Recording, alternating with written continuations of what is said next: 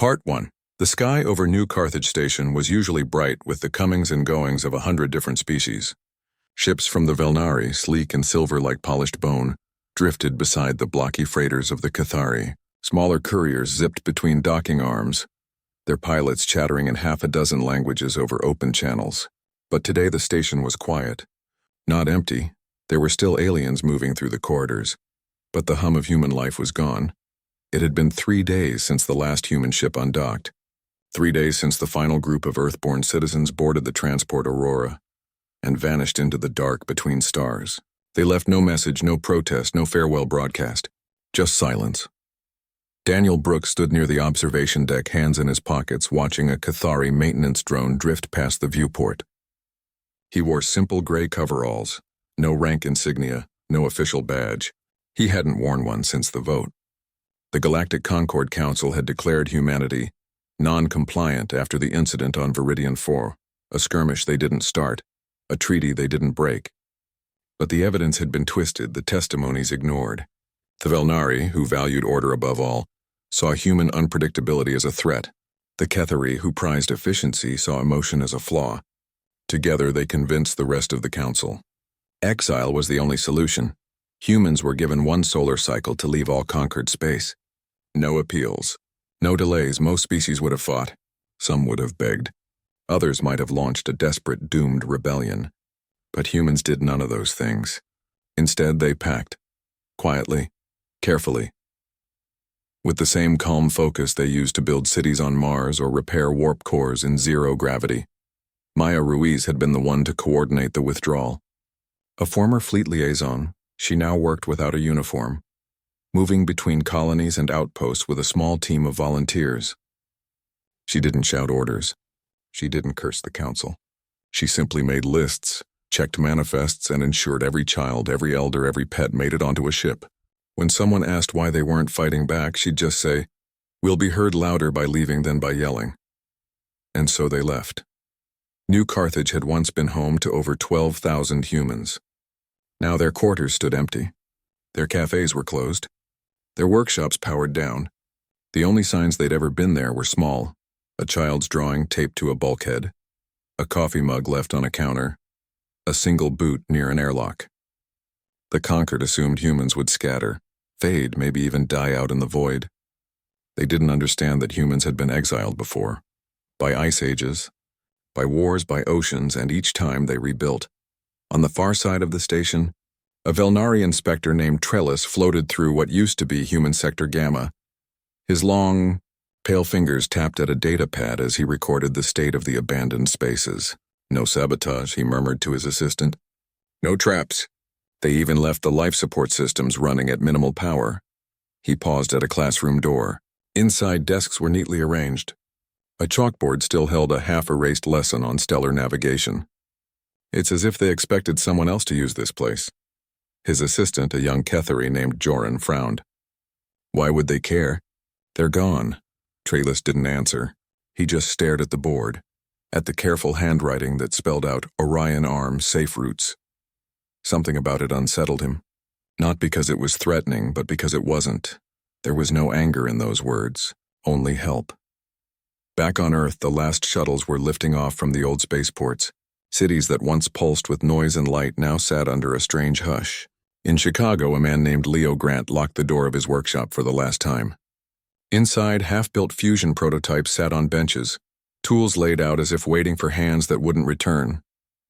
He didn't take them. He left them for whoever might need them later.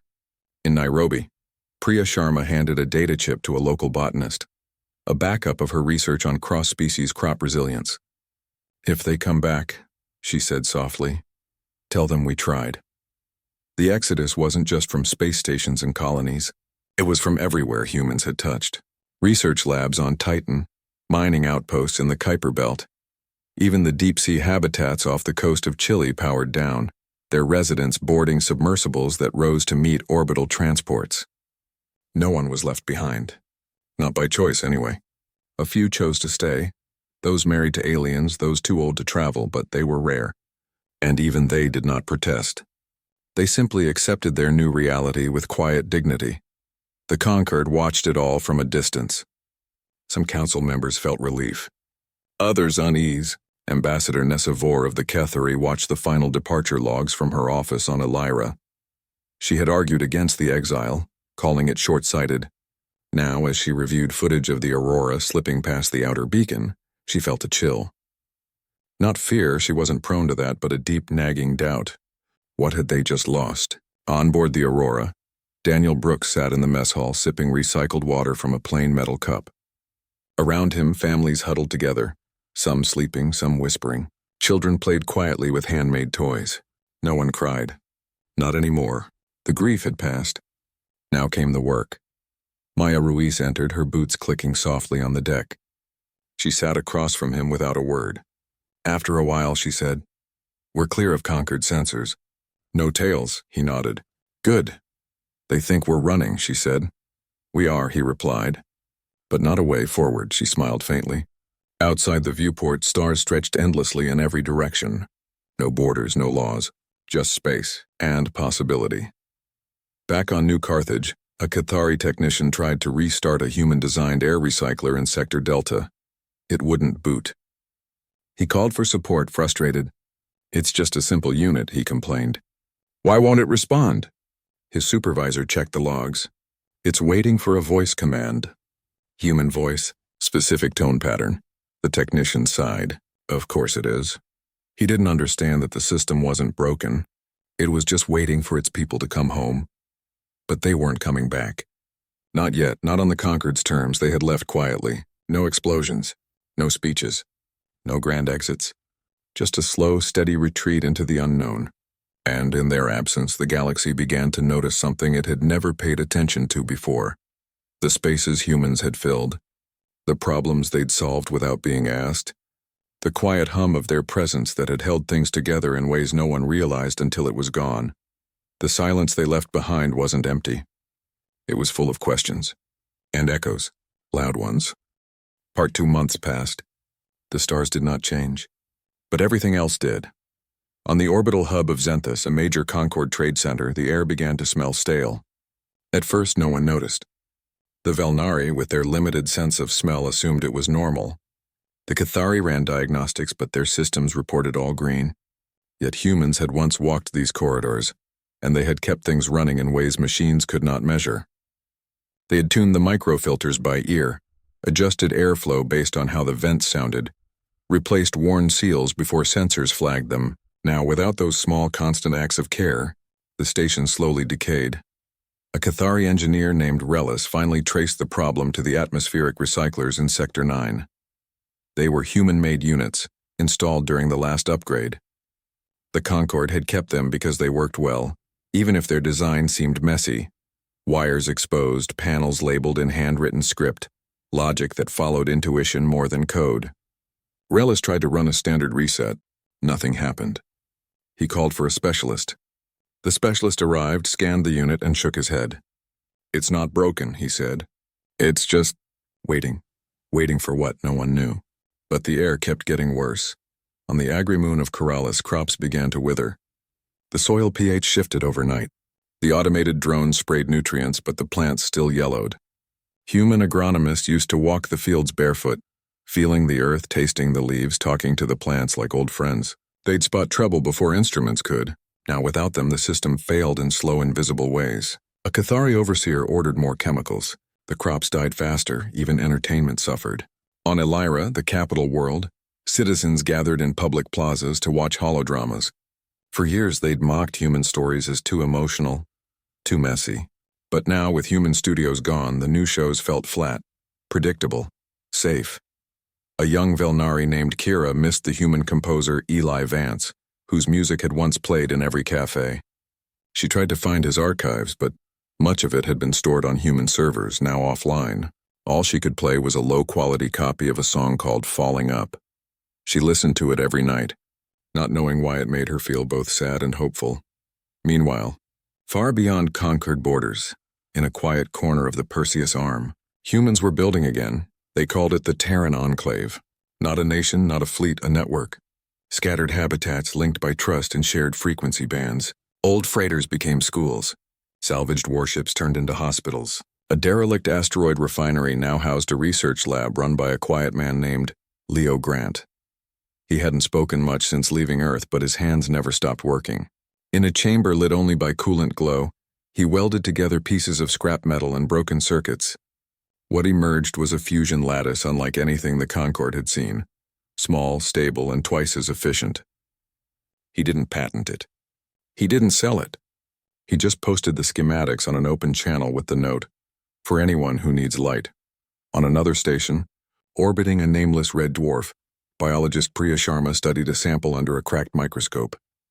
A xenovirus had broken out among a group of displaced Grelix refugees, small, furry beings with no immune defenses against off-world pathogens.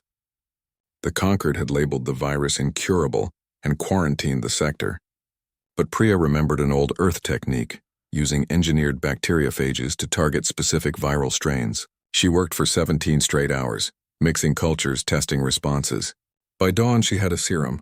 She loaded it into a drone and sent it to the Grelix camp with instructions in their language. No bill, no conditions. Just help news of this spread, not through official channels but through whispers in docking bays, coded messages in cargo manifests, stories told over shared meals on neutral stations. Humans weren't hiding. They were healing, teaching, building, and they weren't asking for anything in return. Back in conquered space, frustration grew. A Cathari trade envoy named Joran, once Trellis's assistant on New Carthage, was now stationed on the mining world of Vexus. His job was to oversee ore shipments, but half his time was spent troubleshooting systems that used to run smoothly with human oversight. One day, a coolant pipe burst in the main processing plant. Alarms blared. Robots froze, waiting for commands that made no sense in the chaos. Joran watched as a junior technician, a young Velnari, tried to reroute the flow using standard protocols. It failed, again and again. Then Joran remembered something. On New Carthage, a human engineer had once fixed a similar leak by bypassing 3 safety layers and jury-rigging a pressure valve from a coffee maker. It shouldn't have worked. But it did. He tried to explain the idea to the Velnari. The Velnari stared at him like he'd suggested setting the plant on fire. "You can't ignore safety protocols," the Velnari said. "But the system is failing," Joran replied. "Then it must be replaced, not hacked." Joran walked away, fists clenched. He didn't understand why the Concorde refused to see that sometimes rules needed bending, that life wasn't always logical. That humans had known this all along. On Elira, diplomat Nathan Cole sat in his office reviewing reports. He had once supported the exile, believing humans were too volatile for galactic unity. But now, reading about failing infrastructure, lost knowledge, and rising unrest among younger citizens, he felt doubt creep in. He pulled up an old recording, a human ambassador speaking at a Concord summit years ago. "We don't want to rule," the man had said. "We just want to belong." Nathan replayed the line 3 times. He began drafting a memo. Not to reverse the exile, that would be political suicide, but to quietly suggest that perhaps the Concord had underestimated what it lost. Out in the enclave, Maya Ruiz stood on the bridge of a refitted transport ship, watching a group of children learn navigation from an old spacer named Helen. The kids weren't using simulators. They were using star charts printed on recycled paper, tracing routes with their fingers. "See that red dot?" Helen said. "That's where we lost the Helios. But we found a better path after." The children nodded, serious and focused. They weren't being taught to win wars. They were being taught to find their way home, even if home didn't exist yet. Daniel Brooks worked in a greenhouse grown inside a hollowed-out comet. Tomatoes, wheat, and blueberries flourished under artificial suns. He watered them by hand, checking each leaf for signs of stress. A young girl named Mira helped him, her small hands careful with the soil. "Why do we grow food when we have synthesizers?" she asked. "Because real food tastes like hope," he said. She didn't understand, but she smiled anyway. The Conquered thought silence meant weakness. They thought absence meant surrender. But out here in the dark between stars, humans were not fading. They were planting seeds, not just in soil but in minds, in systems, in the hearts of those who had been forgotten. And those seeds were starting to grow. The echo of their leaving was no longer just a sound. It was a question hanging over every failing machine, every silent plaza, every empty classroom. What if we were wrong? No one had answered it yet, but the universe was listening. Part 3. Word travels slow in space, but it travels sure. It started with a freighter captain named Dax, a Cathari with a rusted hull and a debt to pay. He'd heard rumors of a human outpost near the Lyra Rift. Somewhere they fixed ships for food, not credits. Skeptical but desperate, he limped his vessel into the coordinates. What he found wasn't a military base or a hidden fortress, just a cluster of old cargo modules bolted together around a spinning habitat ring.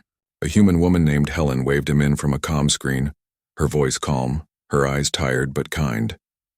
"Bring her in slow," she said. "We'll have her patched before your coffee gets cold." Dax stayed 3 days. His coolant regulator was rebuilt with parts from a broken toaster. His nav computer, glitching for months, was reset by a teenager named Mira, who hummed while she worked. When he left, they gave him extra rations and a data chip with updated safe routes through pirate zones. No invoice. No strings.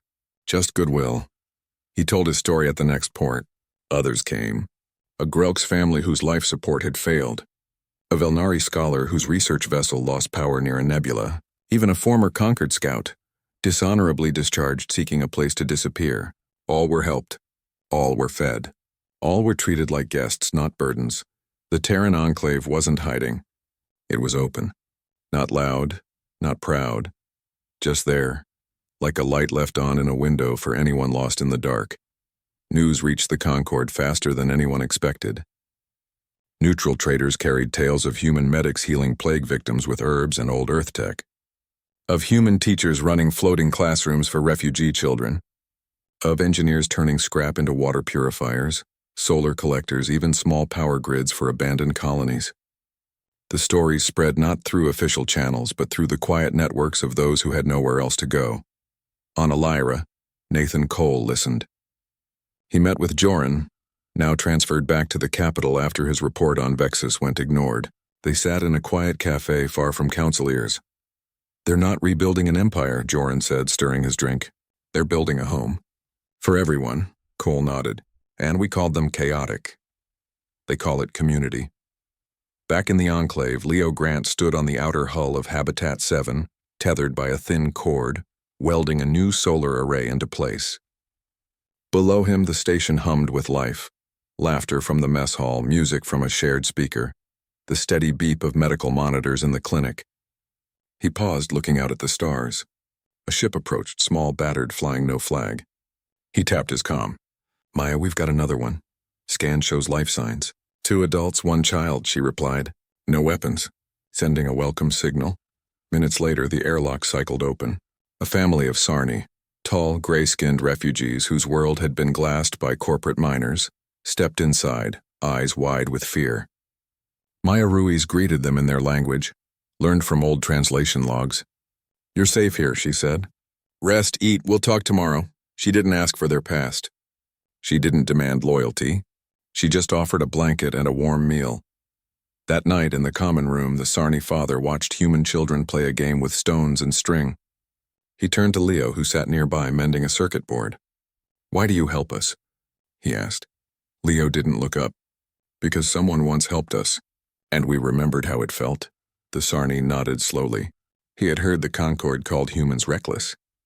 But this didn't feel reckless. It felt like the opposite of fear. Meanwhile, in the highest towers of Alira, unrest stirred. Young Velnari students gathered in plazas, playing human music on public speakers. Kethari apprentices questioned why their training ignored illogical, but effective human problem-solving methods. A petition circulated quietly at first, asking the council to review the exile decree. It gained thousands of signatures in weeks. Ambassador Nessa Vor watched it all from her office. She had tried to warn them. Now she saw the cost of pride. She requested a private meeting with Councillor Trellis, the same Velnari who had inspected New Carthage. "You were there," she said. "You saw how they left." "Did it feel like a threat?" Trellis was silent for a long time. "It felt like a warning," he finally admitted. "Not with words. With absence." On the edge of known space, the Enclave grew. Not in size, but in trust. Humans didn't recruit. They didn't preach. They simply lived their values, and others chose to join. A former Cathari medic, disillusioned by corporate health care, now ran a free clinic. A Velnari artist painted murals on bulkheads, blending her people's geometry with human emotion. Even machines changed. Human-AI hybrids learned to adapt, to improvise, to care in ways pure logic never could.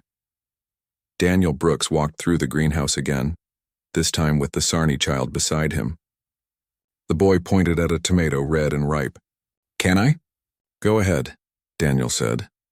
The boy bit into it, juice running down his chin. His eyes widened. "It tastes like..." "Son," Daniel smiled. "That's the point." Far away on a conquered surveillance outpost, a technician watched a feed from a long-range scanner. The image showed the Enclave, not armed, not aggressive, just alive. Bright lights, moving shuttles, green patches on metal walls. He turned to his partner. "They're not coming back, are they?" His partner shook his head. "Not unless we ask. And mean it." Back in the Enclave, Maya stood on the command deck, reviewing sensor logs. A new signal blinked on the edge of range. Kithari design, but no Conquered ID. She zoomed in. It was a scout ship, watching, not attacking, just observing. She didn't alert defenses. She didn't hide. She opened a general frequency and sent a simple message. "If you're lost, you're welcome. If you're curious, we understand. If you're here to talk, we're listening." Then she turned off the comm and went to check on the new arrivals. The galaxy had thought humanity would vanish into silence. Instead, they filled the silence with kindness. And kindness, it turned out, was harder to ignore than war. The Conquered had exiled a species they didn't understand. Now they were beginning to see what they'd cast out. Not a threat, but a mirror. And in that reflection, they saw their own lack. No one spoke of war yet. But the ground was shifting. Not with explosions, but with seeds taking root in unexpected places. And somewhere, in the quiet hum of 1,000 small acts of decency, the echo grew louder. Part 4. The Vorath came without warning. They had been dormant for centuries, sleeping in the cold void beyond the galactic rim. A hive mind species, vast and ancient, they consumed not just matter, but data, memory, even thought. Their ships were not built. They grew black and organic, swallowing stars whole. The last time they stirred, humanity was still new to the stars. Back then, humans had held them off at the edge of the Orion Spur. Not with superior weapons, but with chaos. They flooded Vorath sensors with nonsense signals, launched drones that mimicked dying stars, and used gravity wells like slingshots to fling debris into their paths. The Conquered had called it reckless, but it worked. Now the Vorath returned, stronger, hungrier. The first Concord fleet met them near the Helios Drift. It was a full battle group. Kethari dreadnoughts, Velnari cruisers, support from 6 allied species. They followed protocol, form ranks, lock targeting, fire in sequence. The Vorath did not fight back in kind. They simply absorbed the attacks, their ships shifting shape, healing as they moved. Then in one silent pulse, they released a wave of neural static. Every pilot in the Conquered fleet froze. Not dead, worse. Their minds were blank, empty like shells. The ships drifted lifeless. Panic spread through the Conquered. Emergency councils met. War plans were dusted off. But nothing in their archives worked. The Vorath ignored logic. They fed on order. The more predictable the enemy, the easier they consumed them. On Elira, Nathan Cole stood in the war room, watching the live feed of another fleet being swallowed by darkness. "We tried this before," he said, voice low. "It didn't work then." "It won't work now," a general snapped. "What do you suggest? Surrender?" "No," Cole said. "Ask for help." Silence fell. Everyone knew who he meant. Far away on the edge of the Perseus arm, the Enclave saw the distress calls too. Maya Ruiz stood on the command deck, arms crossed, eyes fixed on the star map. Red markers bloomed like wounds across the outer sectors. "They're heading this way," Leo Grant said, stepping beside her. "Not fast, but steady." Maya didn't answer right away. She thought of the children in the schoolroom, the refugees in the med bay, the gardens growing under artificial suns. This wasn't just about survival. It was about protecting what they'd built. "Sound general alert," she said. "All hands. Non-combatants to inner shelters. Engineers to defense stations. Medics prep for mass casualties." Then she added, "Open all comms. Broadcast on every neutral channel. Tell them we're ready." The Enclave did not have a navy, but it had ingenuity. Old freighters were fitted with signal jammers built from kitchen microwaves and radio parts. Mining drones were reprogrammed to carry EMP charges. Habitat rings spun faster, creating artificial gravity lenses that bent light and warped sensor readings. Leo's fusion lattices powered shields that flickered like candle flames, unstable, but impossible to predict.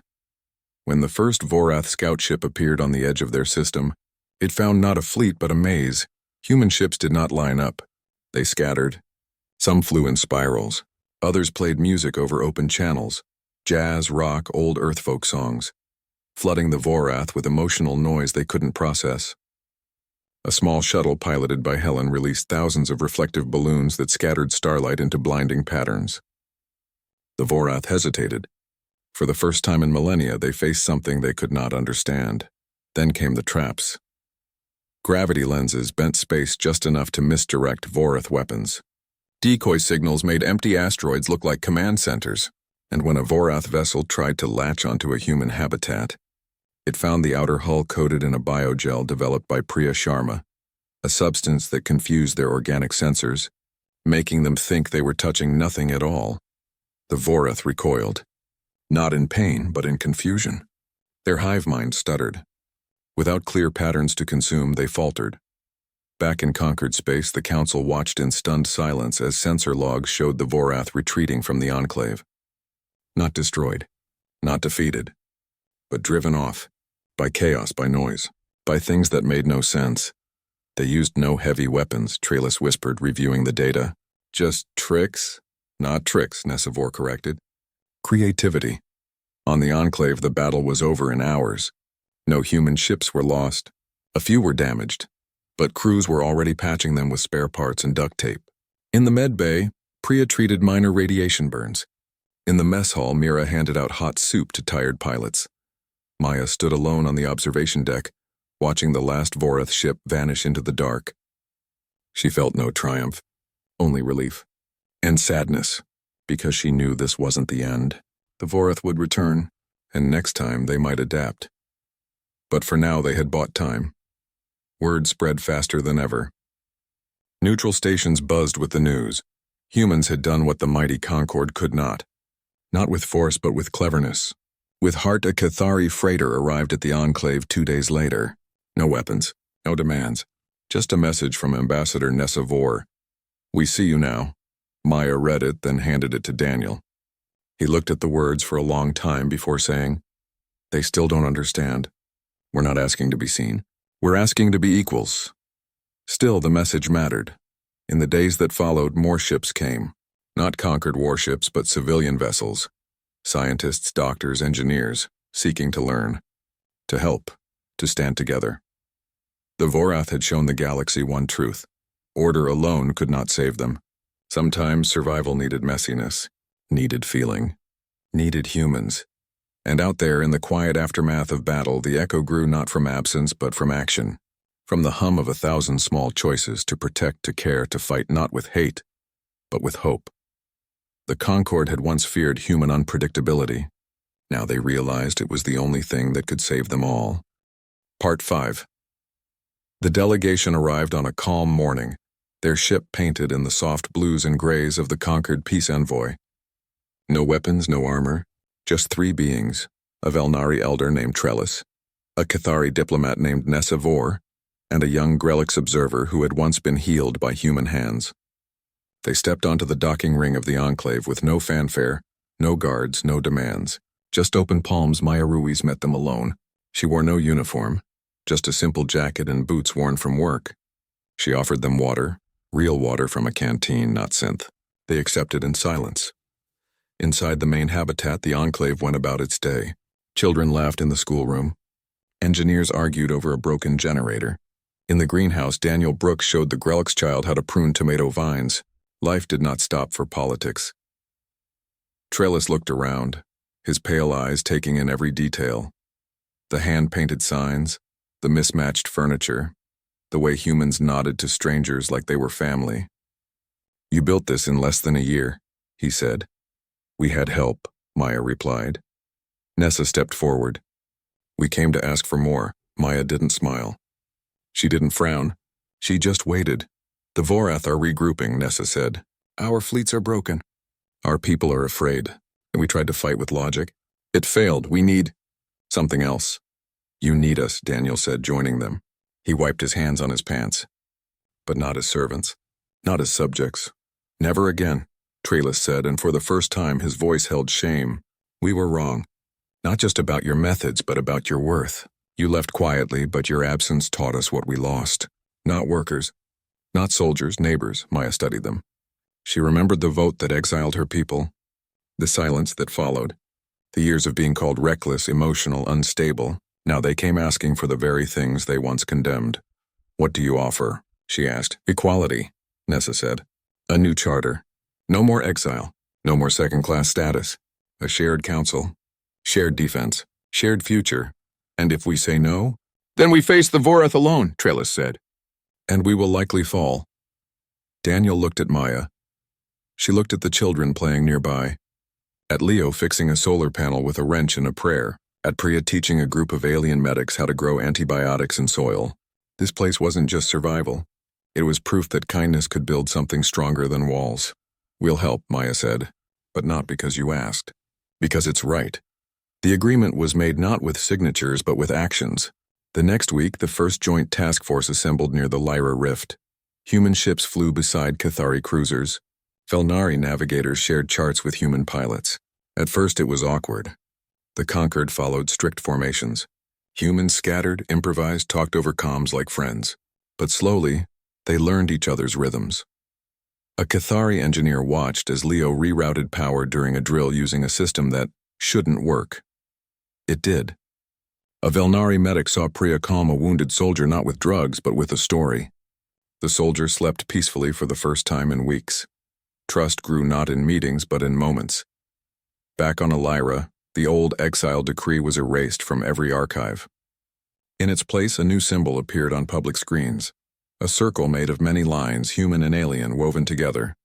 Schools began teaching human history, not as a cautionary tale, but as a lesson in resilience.